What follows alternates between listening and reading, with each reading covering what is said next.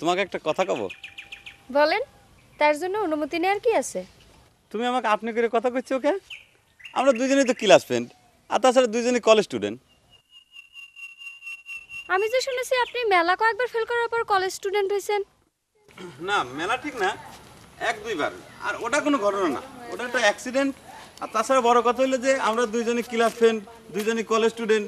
আর friend কোনো সময় ফ্রেন্ডে কি আপনি করে কয়? ঠিক আছে, দেখি কি কবে ছেলে। না মানে, তুমি একটা কলেজ স্টুডেন্ট হয়ে ক্লাস 5-এ পড়া সাওলের সাথে প্রেম করো, এটা কি ঠিক হচ্ছে এলি? কি করব গোলাম ফারুক, কলেজ স্টুডেন্ট না পারলে কি প্রেম করা বন্ধ রাখা যায়? এতদিন নাই এই গ্রামে কোনো কলেজ স্টুডেন্ট ছিল না, কিন্তু এখন তো আছে নাকি? আর তাছাড়া বদর তোমাকে যেসব চিঠিপত্র দেয় সেসব চিঠি তো সে আমাকে দিয়ে লেখায় না।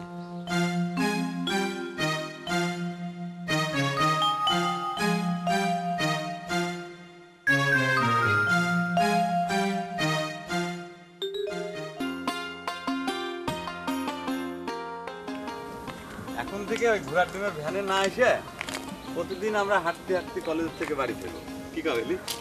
জি, মন্দ হয় না।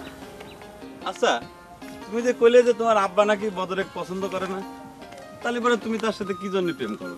তার চিঠি লেখো কিসের জন্য? তোমার ভয় করে না? আর তোমার আব্বা যদি জানিয়ে ফেলে? আব্বা তো বদরালেক দেখতে পারে না তার আব্বার জন্য, কয় যে বউ মরা বংশ, যতটা বিয়ে করে খালি বউ মরে যায়। আমার ঘরে বংশে অবশ্যই এই ধরনের কোনো রেকর্ড নাই। তোমাকে একটা জিনিস দিবে চাইলি।